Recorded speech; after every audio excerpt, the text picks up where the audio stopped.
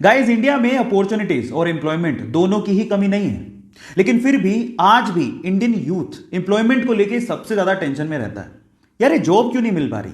क्या आपने कभी सोचा है?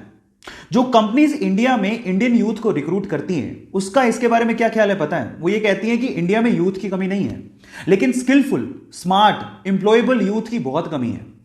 और जो यूथ स्किलफुल है और स्मार्ट है, उसके लिए जॉब की कोई कमी नहीं है। अब इसको थोड़ा मैं स्टोरी के थ्रू समझाने की कोशिश करता हूं, ध्यान से समझिएगा, जिससे आपको ज्यादा समझ में आएगा। एक बार दो दोस्त थे, एक का नाम था सतीश, दूसरे का नाम था महेश। दोनों ने स्कूलिंग, कॉलेज सब साथ में पूरा किया। मजे की बात यह थी कि उनकी सेम ही कंपनी में जॉब लग गई।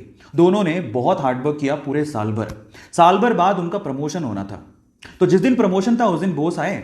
उन्होंने सतीश को प्रमोशन लेटर देते हुए कहा कि सतीश, तुम्हारा प्रमोशन होता है। तब महेश ने पूछा कि सर मेरा? तो बॉस ने कहा कि महेश, आई एम सॉरी, तुम्हें प्रमोशन नहीं मिल पाएगा, इस साल तो कम से कम नहीं मिल पाएगा, वर्क हार्ड। तो ऐसा करके बॉस अपने कैबिन में चले गए। महेश उदास हो गया।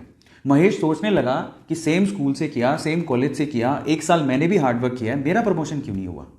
अब दिमाग में उस टाइम क्या बातें आती है पता है? भाई, यहां तो बटरिंग से प्रमोशन होता है।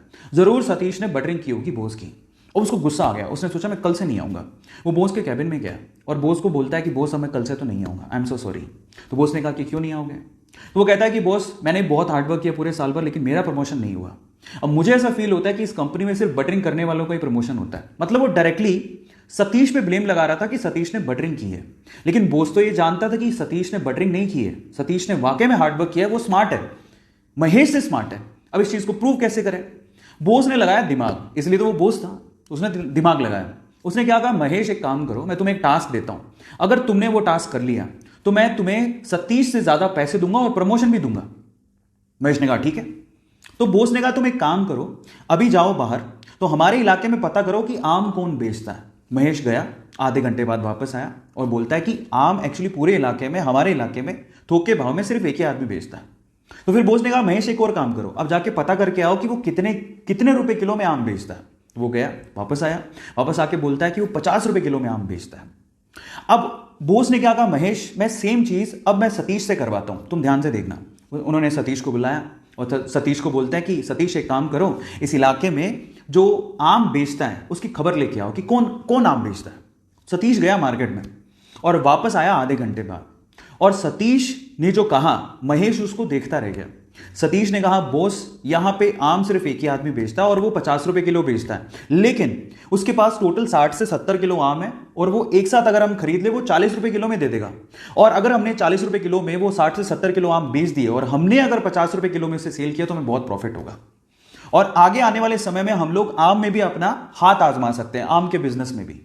अब आप समझिए कि सतीश और महेश में क्या फर्क था। आप समझ पा रहे हैं कि स्मार्टनेस और स्किल का क्या मतलब होता है। आज का यूथ क्या है ना, सिर्फ इस फिलॉसफी में, ज्यादातर यूथ इसी फिलॉसफी में जीता है कि इतने में इतना ही मिलेगा। जब आप ये सोचते हो कि इतने में इतना ही मिलेगा तो प्रमोशन की आस आपने रखी क्यों है? वो बहुत इंपॉर्टेंट है। मैं हमेशा एक बात बोलता हूं, आप जिस भी कंपनी में काम कर रहे हो या आप जो भी करना चाह रहे हो, अगर वो आपको 100 रुपए देती है ना, तो आप 50 रुपए का काम करके मत दो, आप उसको 200 रुपए का काम करके दो। आप उसको अपना आदी बनाओ। जब आप उसको अपना आदी बना लोगे तो आप जिंदगी में प्रमोशन के लिए या एम्प्लॉयमेंट के लिए टेंशन में कभी नहीं रहोगे। तो अब आपको समझ में आया होगा कि एक्चुअल में क्या मीनिंग है, क्यों लोग एम्प्लॉयमेंट को लेके इतना टेंशन में रहते हैं।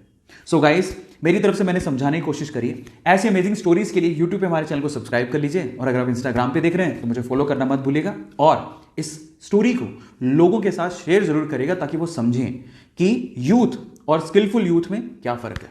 Thank you so much. देखिए, एक तो बेसिक ट्रिक है, एक तो लाइक और शेयर ठोक दीजिए, महाकाल का लाइक और शेयर ठोक दीजिए।